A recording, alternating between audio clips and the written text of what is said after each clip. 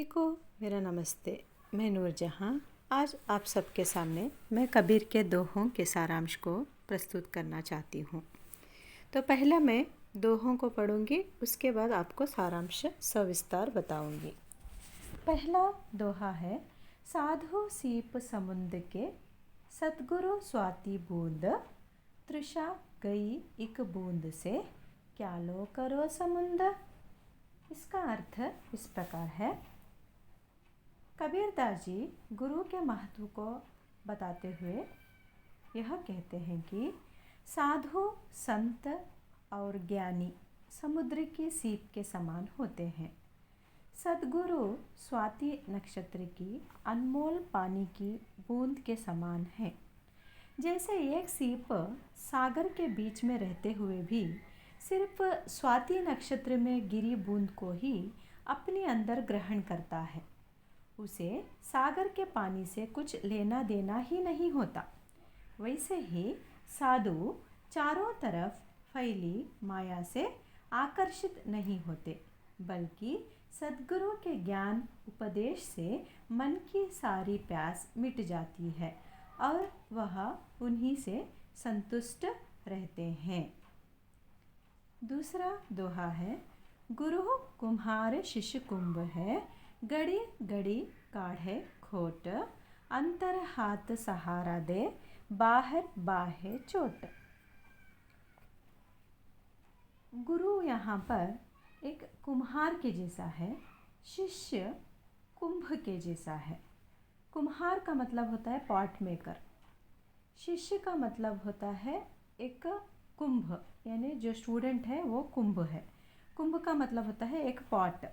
Okay, तो यहाँ पर पॉट मेकर पॉट को बनाने के लिए जो कुछ मेहनत करता है, जिस तरह से एक अच्छे से पॉट को यानी कुंभ को बनाने के लिए जो सब मेहनत करता है, जैसे कि एक कच्ची मिट्टी को लेता है, उसमें पानी डालता है, उसे रौंदता है, उसे एक गोलाकार बनाता है, उसे चक्र में रखता है और उसे बहुत सारा घुमाना पड़ता है।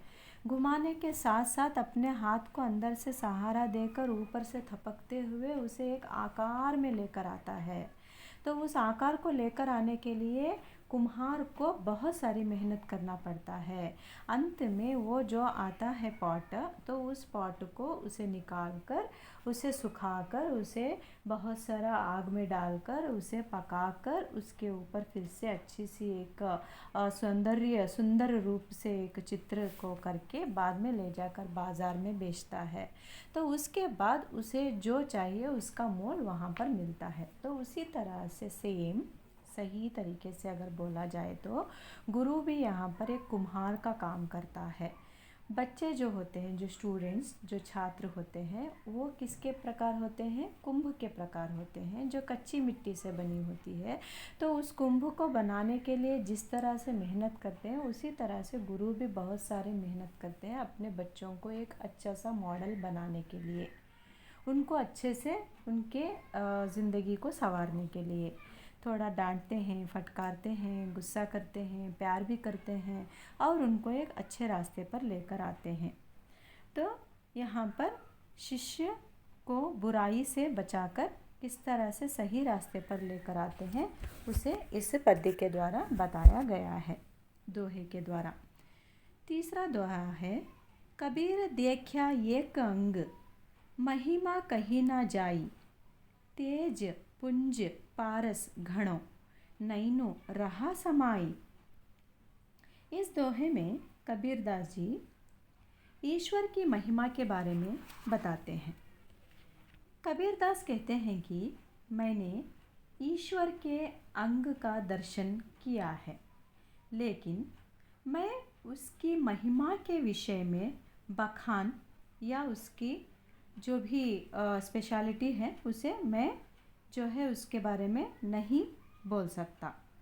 वह अमित और प्रकाशवान है, जिसकी महिमा का वर्णन करना संभव नहीं है। ऐसे परमात्मा प्रकाश के पुंज और पारस की भांति है, जिसे समझ पाना संभव नहीं है। वह अपने प्रभाव से ही साधक को स्वर्ण में तब्दील कर देता है। उसके अनंत सौंदर्य का प्रकाश मेरे नयन में समा चुका है। तीसरा पद्य भाग है। जाके मोह माथा नहीं, नाही रूप कुरूप, पुहप पासते पतारा, ऐसा तत अनूप। इस दोहे में कबीरदास जी निर्गुण निराकार ब्रह्मा के संबंध में बताते हैं। निराकार ब्रह्मा का कोई निश्चित रूप नहीं होता। उसका मुख और मस्तक नहीं है। वह सुंदर असुंदर से परे है। उसका कोई लक्षण नहीं है। हम मंदिर, देवालय और मूर्तियों की पूजा इन सब में ढाल कर देखते हैं। यह सच नहीं है, क्योंकि भगवान तो निराकार हैं। निराकार भी साकार हैं और कण कण में हमारे व्याप्त हैं। भगवान हमारे सब जगह उपस्थित हैं, ना कि वह मंदिर में, ना कि वह मस्जिद में, ना कि वह यहाँ वहाँ मूर्तियों में। जिसके अस्तित्व को समझा जा सकता है। कबीरदास जी जहाँ मूर्ति पूजा का विरोध किया, वहीं पर लोगों को धार्मिक कर्मकांड और अंधविश्वास के प्रति जागृति भी पैदा की और उनको समझाया कि ब्रह्मा को यहाँ वहाँ ढूंढने की आवश्यकता नहीं है। ब्रह्मा हमारे ही मन में बसा हुआ है। यही इस दोहे के द्वारा यह समझाना चाहते थे। दूसरा दोहा है। बिरहा बुरा जिनी कहे, बिरहा है सुल्तान, जिही घटी विरह ना संचरय, सो घट जान मसान।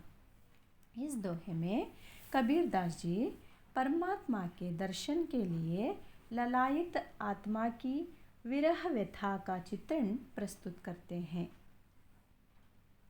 कबीर का कहना है कि विरह तो बादशाह है, उसको बुरा ना कहना। भक्त के हृदय में भगवान के प्रति विरह की भावना होनी चाहिए। जिस जीवन में विरह की भावना ना हो, वह जीव शमशान के समान होता है। विरह से ही जीवन का संचार होता है। विरह के अभाव में शरीर मृत तुल्य हो जाता है। दूसरा दोहा इस प्रकार है। विरह भुभंगम तन बसै, मंत्र न लगे कोई, राम वियोगी ना जीवय, जीवय तो बैरा होई।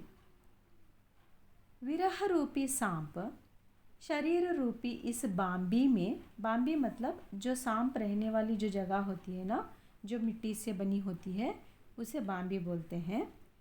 बाम्बी में घुसा हुआ है। विरह रूपी सांप शरीर रूपी इस बाम्बी में घुसा हुआ है। इस पर किसी प्रकार के मंत्र का कोई प्रयोग नहीं हो सकता। भगवान का सच्चा वियोगी जीवंत रह नहीं सकता। अगर राम के वियोग जो जीवित रहता है, लोग उसे पागल कहते हैं। लोग उसे पागल कहते हैं। उसके बाद दूसरा दोहा इस प्रकार है। यह तन का काचा कुंभ है, लिया फिरे था साथी, ढबका लागा फूट गया, कछु न आया हाथी। इस दोहे में कबीरदास जी जीवन की नश्वरता के संबंध में बताते हैं। जीवन क्षणभंगुर है, अतः इसके आकर्षण में पड़ना मूर्खता है। यह शरीर कच्चे कुंभ के समान, एक छोटा सा धक्का लगने पर भी यह घड़ा टूट सकता है। इसके बाद कुछ भी नहीं बच सकता। इस पर हमें अभिमान भी नहीं करना चाहिए, क्योंकि काल के समान हमारा कुछ भी नहीं चल सकता। यानी यह जो मनुष्य की जो ज़िंदगी है, वो कच्चे घड़े के जैसे है, कुंभ के जैसे, एक कच्चे पॉट के जैसे है। थोड़ा भी अगर धक्का लग जाए तो कच्चा पॉट तभी फूट जाता है और उसे जोड़ने के लिए नहीं होता। तो उसी तरह से मनुष्य का जीवन भी एक कच्चे कुंभ के जैसे होता है, कभी भी नश्वर हो सकता है। तो इसी बारे में यह बताना चाहते हैं। दूसरा पद्य भाग है। मनीषा जन्म दुर्लभ है, देह न बारंबार, तरवर थय फल झड़ी पंग्या, बहुरी न लागे डार। इस दोहे में कबीरदास जी अनमोल मनुष्य जन्म के महत्व के बारे में बताते हैं। यह मनुष्य जन्म बहुत ही मुश्किल से मिलता है। अपने पूर्व जन्म के सत्कर्मों के फल के कारण यह जन्म प्राप्त होता है। मानव जीवन बार बार प्राप्त नहीं होता है। जैसे फल एक बार पेड़ से टूटकर गिर जाता है, वह दोबारा डाल से मिल नहीं पाता, ऐसे ही यदि मनुष्य जन्म एक बार हाथ से निकल जाए तो पुनः इसकी प्राप्ति नहीं होती। इसलिए इस देह को पाकर भगवान के सुमिरन करना चाहिए, उसको थैंक्स बोलना चाहिए। जो हमें मनुष्य का जीवन प्राप्त हुआ है उसका उपयोग अच्छे से करना चाहिए।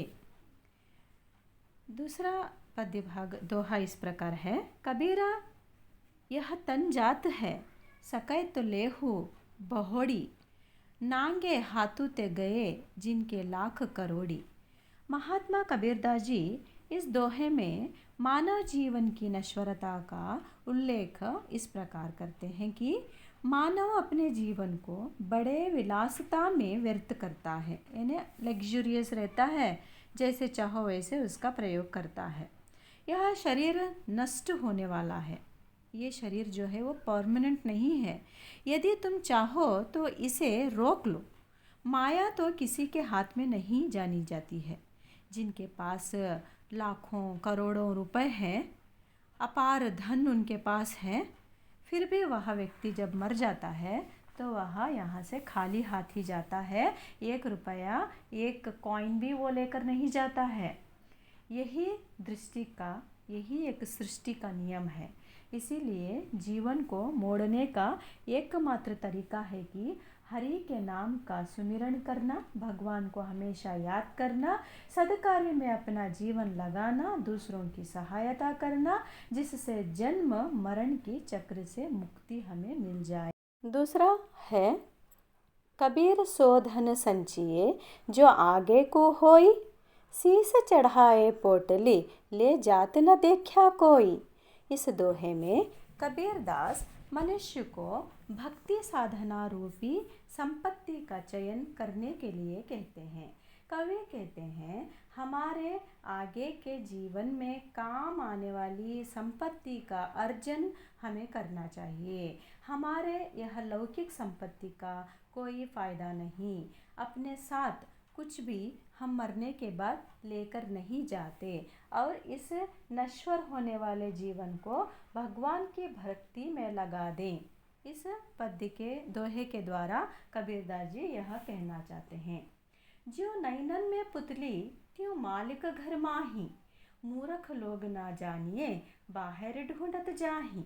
कबीरदास जी कहते हैं कि आँखों के अंदर जिस तरह से पुतली मौजूद होती है, उसी तरह से ईश्वर भी हमारे ही अंदर बसे हुए होते हैं। इसका ध्यान या ज्ञान हमें ना होने के कारण हम लोग मूर्खता के साथ ईश्वर को यहाँ वहाँ तलाशने की कोशिश करते हैं। मंदिर जाते हैं, मस्जिद जाते हैं, बहुत सारे मूर्तियों में पूजा करते हैं, क्या सब करके हम ढूंढने की कोशिश करते हैं, मगर भगवान को कहीं भी ढूंढने की आवश्यकता नहीं है। जिस तरह से आँखों में पुतली बसी हुई है, उसी तरह से ईश्वर भी हमारे ही मन में, हमारे ही अंदर बसे हुए हैं। इस तरह से कबीरदास जी भगवान को लेकर कहते हैं। कबीर बहु घर प्रेम का, खाला का घर नाही, शीस उतरे साथी धरी, सौ तब पैसे घर माही। इस दोहे में कबीरदास जी भक्ति के बारे में बताते हुए कहते हैं, भक्ति को प्राप्त करने के लिए किसी बाह्य बल की या पूजा की या तीर्थ यात्रा की, इन सब कोई चीज़ों की आवश्यकता नहीं है, बल्कि इसमें त्याग करने की आवश्यकता है। परमात्मा का घर जो है वो प्रेम का घर है। वो अपने मौसी का या खाला का या अपने रिश्तेदारों का घर नहीं है। जब चाहे तब हम लोग जा सकते हैं या प्रवेश कर सकते हैं। जो साधक अपने सिर को यानी अपने शीश को उतारकर अपने हाथ में ले लेता है और वही इस घर में प्रवेश कर पाता है। यानी भगवान को किस तरह से प्यार करना चाहिए, जब आवश्यकता पड़े तब जाना नहीं है, उसका डेली हमें क्या करना चाहिए, उसको याद करना चाहिए हमेशा भगवान को करके यहाँ पर बोलते हैं। कबीर नौबती आपनी दिन दस लेहु बजाए, यह पुरपट्टन यहु गली बहुरी न देखियो आई। इस दोहे में कबीरदास समय के उपयोग को लेकर बताते हैं किस तरह से हमें उसका सदुपयोग करना चाहिए। जीवन हमारा क्षणिक है, वो कभी भी नश्वर हो सकता है, हम कभी भी मर सकते हैं, परमानेंट नहीं है हम यहाँ पर। सदा के लिए यह जीवन, मनुष्य का जीवन हमें नहीं मिलता है। यहाँ कुछ दिनों का जो होता है मेल होता है, जिसमें कुछ समय के लिए हमें खुशियाँ मिलती हैं, कुछ समय के लिए हमें नहीं मिलती हैं।